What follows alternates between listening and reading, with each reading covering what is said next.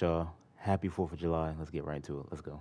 I previously reported that I thought Donald Trump and his regime were cooking the books regarding last month's job numbers that were just reported. Trump claims 147,000 jobs were created. What a beautiful number. 147,000 right before July 4th. Well, when you dig deeper, it doesn't really make a lot of sense because the Trump regime claims that all of these jobs are being created from government jobs and public education boom. So as the Trump regime is cutting public education and attacking the government, all of these jobs are apparently being found in government sector and public education jobs. So why'd they have to go with that? And how is state regime media known as Fox covering for the Trump regime as the Trump regime tries to cook the books? Because the prior day, Fox had to report on the ADP payroll statistics. The private payroll numbers showed that 33,000 jobs were actually lost in the past month, not gained, lost. They were expecting on state regime media Fox 100,000 jobs to have been created on ADP's private payroll statistics, but jobs were lost. So if 33,000 jobs were lost on the private payroll, according to ADP, how is there basically a 200,000 job swing that all of a sudden happens the very next day as Trump's disastrous bill gets passed and as Trump wants to push this propaganda at that horrific speech at the Iowa State Fairgrounds? So then, in my view, Fox was in on it. It's my opinion. You can judge for yourself. I'm going to show you the facts and I'm going to show you the receipts, because you don't just have a 200,000 job swing and then say the government sector jobs, not manufacturing, is where all of this came from. I call BS. I don't want you to think I'm a conspiracy theorist, so feel free to disagree. I'm just going to lay out my case for you, shall we? So on Wednesday, Fox reported on the ADP private payroll data for June. They were expecting 95,000 to 100,000 jobs. Only 33,000 jobs were created. Watch state regime propagandist Maria Bartiromo kind of lose it as she has to read those numbers. Play this clip. Of course, President Trump is talking about this bill leading to growth in the economy. We are waiting any moment now to get the jobs numbers for the month of May. The expectations call for the ADP numbers to be up 95,000 for the month of June, rather. It's the June jobs data. And we'll, of course, right now seeing the number actually show a decline in jobs, down 33,000 on ADP. The bill includes $25 billion for the Golden Dome, the missile defense system. Senator, you introduced a bill supporting the construction of that system. So then throughout the day, they now have to talk about the fact that it looks like we are in recessionary territory. But as I view the Trump stock market, I view it like a Ponzi scheme. Right now, I view the overall United States market as another Trump fraud, as a Trump Ponzi scheme where they just cover up the latest cover up and then cover up that cover up. So here, though, they have to bring on a guest. They're like, oh, crap, what do we do? We're supposed to talk about these job numbers that were supposed to be good. So they bring on a guest. A guest starts talking about the stats. Watch Maria Bartiromo, Fox propagandist. She tries to distract from it. She tries to bring on like their newest boogeyman, Zoran Mondami. They're like, Mondami will take over your stores. Mondami's going to take over your department store. This, that. What are you even talking about? But just watch them talk about the data that was revealed on Wednesday. Here, play this clip. Trump would like to sign this right before the July 4th holiday to celebrate freedom and independence. John, we are 30 minutes away from the opening bell for a Wednesday in a holiday shortened week. Your thoughts? Well, our big surprise today had to be that ADP report on private sector employment. That was down by 33,000 jobs. The labor market is softening. It's flattening out. And that tells me that companies can go ahead and increase prices in response to higher tariffs. But I don't think that consumers are going to respond positively. They'll pull back on spending. So any increase increase by inflation because of tariffs will be quite limited. Ultimately, tariffs may do more to increase federal revenues, reduce the federal deficit than to add to price inflation. And of course, all this adds up to lower than expected interest rates by the end of this year. Yeah, great point. Markets have turned negative now 30 minutes before the open on the heels of that weaker than expected June ADP report. That's why President Trump keeps talking about growth, Ashley. John, you just mentioned, people will have to raise prices. Not in Mamdani's New York, Ashley. No. Not if the government is running the grocery stores. You see, but then on Thursday, Donald Trump then said 147,000 new jobs have been added in the last month. That's what I'm saying. Like, Donald Trump can go on Twitter and all that as our president and just say a whole bunch of BS. I'm not saying he is saying BS. I'm just saying he could go on there and say BS and everybody will believe it because he's the president, which is not. He could go on there and be like, oh, we bombed China and we just going to have to believe it because the president said that. Yeah, I don't know. 147,000 new jobs added in June, where I want him to break down the states of the jobs. I want him to put down the type of jobs they are. I need all that information because I can't just believe that off of this post. Yeah, let me know what y'all think in the comment section.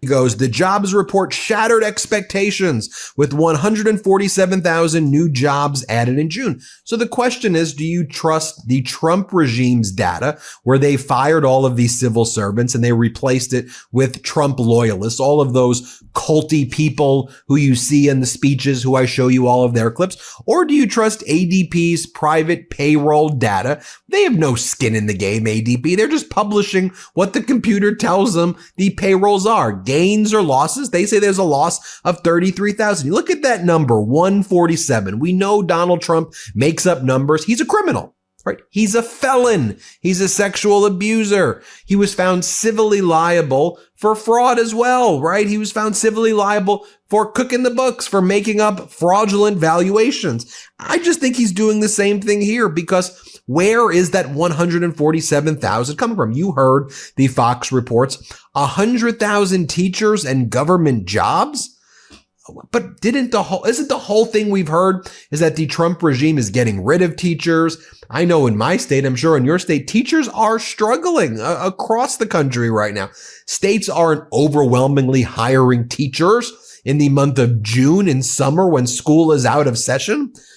That's where the job, that makes literally zero sense. So when you add newly created government jobs, according to the Trump regime, with these teacher jobs, that's how you get 147,000 and you make up the delta, the difference between the 30,000 job losses, because actually 177 minus the 33,000 gets you whatever that 147 number. It makes no sense. So then state regime media the entire day, they're now talking about this data, the new data that they say. The Chyrons now read 147 jobs added in June. The stock market gets juiced. The stock market goes up big time. The Dow's basically where it was before Donald Trump's liquidation day, which he called Liberation Day. The S&P's up even more than then, and NASDAQ's up. But we're playing with phony. Isn't it so obvious to you that these numbers are not phony? And again, this is where I don't want to veer into conspiratorial land. So I apologize if you... But how is that possible that a 200,000 swing happened overnight? So then you bring on your labor secretary, Lori Chavez DeRemer. She's lied about everything in her life as well. And she said she was for unions and the PRO Act, and then she's against the PRO Act. And so she's one of the people behind this data. And so she says the president will take charge on these Fed rates and see exactly what we need to be. And now they're running with the story that jobs exceeded expectations, and they're printing the 147,000 number. Just so you know as well, before I play you this clip, so Trump gets the real data before it gets published. He gets to see it. And in the past, we would have civil servants who just publish the truth or publish their data based on their models. Now the Trump regime, I think just Donald Trump tells them 147 is a beautiful number. Watch what Lori Chavez DeRemer says. Play this clip. The irony is that because this jobs report is stronger than was expected, the chances of the Fed cutting rates this month has basically disappeared. We'll think about September, maybe not September. So you're keeping rates higher for longer, unfortunately, because of this strong jobs report. Well, certainly the economists, 66 out of 67 got it wrong. You know, Americans are not buying what the media is telling them. They are seeing what's on the ground. They're seeing those investments. They believe in each other. They believe in their communities. And we're going to continue to lean in for that. And the president will take the charge on these Fed rates and see exactly where we need to be. And again, I think this next clip shows you again why I believe my thesis is accurate. Manufacturing jobs are down in June. They can't fudge manufacturing jobs. Why can't they fudge it? Because it's collected in the ADP private payroll, because it's private sector. So they can't lie about the manufacturing data because they don't control that data. They control the government data, the part that was, in my view, manipulated, because they're the government and they're making up fake numbers, in my opinion. The way Trump would say, oh, Mar-a-Lago, 3 billion, 4 billion, 27 million, depending on whatever the hell he wanted the outcome to be. Watch as Lori Chavez-DeRemer, though, she looks guilty when she's talking about this. Like when I used to cross-examine witnesses, you could tell a guilty-looking witness. And so the question was, well, how do you deal with the fact that manufacturing is down, but the Trump regime promised they were going to increase government jobs? Like that's it's literally the opposite of what they said they were going to do. They said manufacturing boomed, get rid of government bureaucracy. But here, play this clip. Reported that factories are having trouble filling 400,000 open jobs right now. This morning's report also shows manufacturing jobs were down another 7,000. You know, why do you think that is, and how do you solve it? Well, that's been the focus of President Trump through the executive order.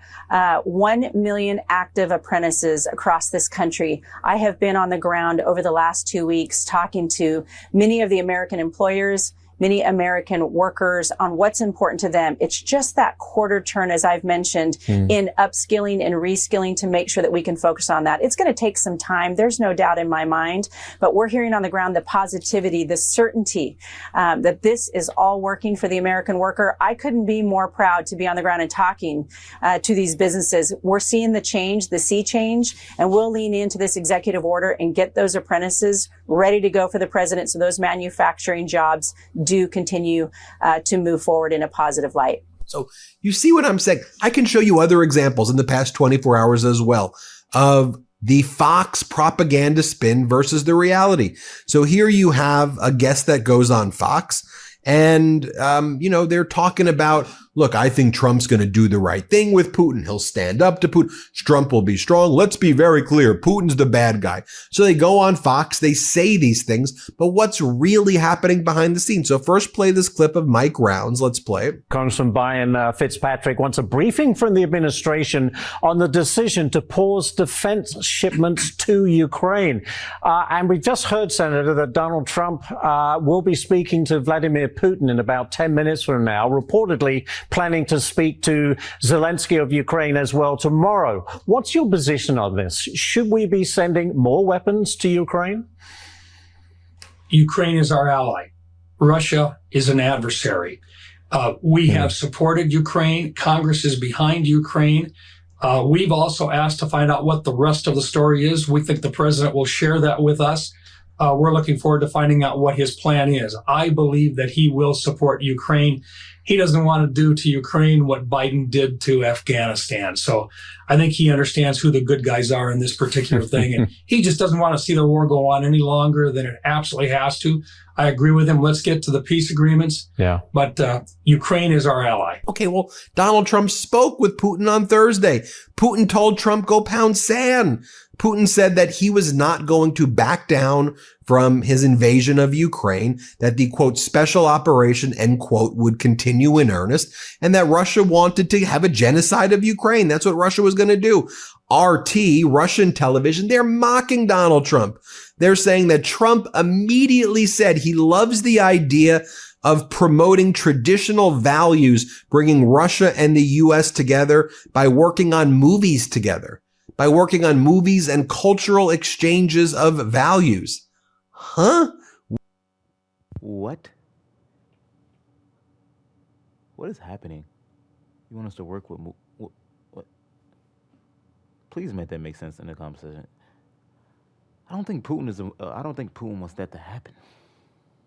I don't know, yo. That's what they talked about. And here's the clip of Donald Trump when he was asked about his call with Putin. He's like, I didn't really get far in my call with Putin. Here, watch for yourself what Trump says. Here, play this clip. President call with Vladimir Putin today accomplished. We had a call. It was a pretty long call. We talked about a lot of things, including Iran. And we also talked about, as you know, the war with Ukraine. And I'm not happy about that. Mr. President, No, I didn't make any progress with it today. Now, one more clip I want to show you how Fox covers for Donald Trump over and over again. They bring on MAGA Mike Johnson. They have MAGA Mike Johnson look at a post that former President Biden wrote. And MAGA Mike Johnson's like, oh, he definitely did. Which staffer wrote that for him? He's cognitively addled. He can't do anything. Watch what MAGA Mike says. He called it reckless and cruel. It closes rural hospitals and cuts food assistance for our veterans and seniors. It jacks up energy bills, and it could trigger deep cuts to Medicaid, or Medicare rather, while driving up the deficit by $4 trillion. All of this to give a massive tax breaks to billionaires. Working people deserve better, the former president said. Your response, Mr. Speaker? Those talking points are older and tireder than Joe Biden himself. None of us believe he actually wrote that. Some staffer did, but they're using talking points distributed by the DNC, the Democratic Party, and they're blatantly false. We can demonstrate that this bill is going to be better for everyone. What we did in Medicaid is strengthen the program, strengthen that safety net so that it is available for the people that need it most. And that's the disabled, the elderly, young pregnant women, for example. We're going to make young, able-bodied men who are able to work. We put work requirements in. That is going to eliminate a lot of the abuse in the program, and it's going to preserve those things for the people that really actually need it. Work requirements, by the way, Raymond, is about an 87% issue in public opinion polling because everybody understands that's common sense. And that's all projection and confession because Donald Trump can't speak in sentences. Look, former President Biden's old. He's in his 80s. He's older. We don't need to be ageist. I used to think that age was a benefit. Does Biden speak slower? Yes. Does Biden stutter? Yes. But when you have a transcript of Biden speeches or Biden getting interviewed, they are very coherent, detailed thought packed with really insightful specifics. Donald Trump can't put sentences together. Okay. Here was Donald Trump at that disastrous Iowa State fairgrounds thing that he did on Thursday. And he's like, I thought it was going to rain. I thought it was going to rain at my parade, and it didn't rain. So, there's no global warming. I was watching the troops go down Fifth Avenue. It was in D.C. It wasn't in New York. Play the clip. And then on the day we woke up, rain is projected all night long, heavy. Oh, I'm saying I'll get my hair soaking wet. My hair's going to be soaking wet. I'll be crazy. I'll say, this is terrible. It's going to rain 1 o'clock in the afternoon. The thing was at 8 in the evening, 1 o'clock. Rain is forecast at levels you haven't seen before. I said, and so the generals called me, sir, we could change it, but this is the Army. We're sort of used to bad weather. I said, no, don't change it. I'll wear a raincoat and I'll wear a big fat hat so I don't get totally drenched. I'll be okay. I'm such a tough cookie. And then what happens? We get there and there's no rain. And we go 1 hour, 2 hours, 3 hours of watching these great guys marching down Fifth Avenue. It never rained. And then I thought to myself, global warming, they're telling us what's going to happen in 250 years to our planet, but they can't tell us it's going to rain. And then Donald Trump says, bro, they said he went on for 30 minutes talking about rain at that rally. I don't care what y'all say. Donald Trump is hilarious. He's just funny. He don't even mean to be cringe. He just cringe funny as hell to me, bro. That shit is funny as hell. Oh my God. I very strongly told Iran, you can attack our military base in Qatar. You absolutely go and attack our base. I told them, you go take your shots. Here, playing this clip. You know, they called me to tell me they have to take a shot at us. This was Iran, very respectful. That means they respect us. Because we dropped 14 bombs, they said, we'd like to take 14 shots at you. I said, go ahead, I understand. They said, where they'd do it, I said, good. We emptied out the fort. It was a beautiful military base in Qatar who treated us really fantastically well. And they said, sir, 1 o'clock, okay? I said, it was fine. We could make it later. And we had nobody but 4 gunners. We had 4, they call them gunners, and they shoot the Patriots, they shoot the missiles up. It's hard to believe. Could you imagine if... Well, like, telling somebody you're going to bomb somebody is insane. Wasn't that the truth, though? They told us they were going to bomb us, where they were going to bomb us at, and what time. I feel like it was all a setup. Why would you tell us? Or is Trump lying? What the fuck is going on? That's crazy. That happened the other way. If Biden said, I told Iran, go hit our military base, go attack our troops. What the hell are we talking about? But I think it's important that we expose it. We'll always do that here on the Midas Touch Network. Thanks for watching. Hit subscribe. Let's get to 6. Let me know what y'all think down in the comment section, y'all. Yeah, it's a lot going on in this country, especially with Trump. He giving me a lot of content to put out there, even though I'm not being very consistent right now, but it's okay. Yeah, make sure y'all like, comment, subscribe. Make sure y'all tell me what y'all think down in the comment section, y'all. I love y'all. We got way more videos to do. This man Trump is hilarious. Shout out to Midas Touch, y'all. Peace and love, baby. We out.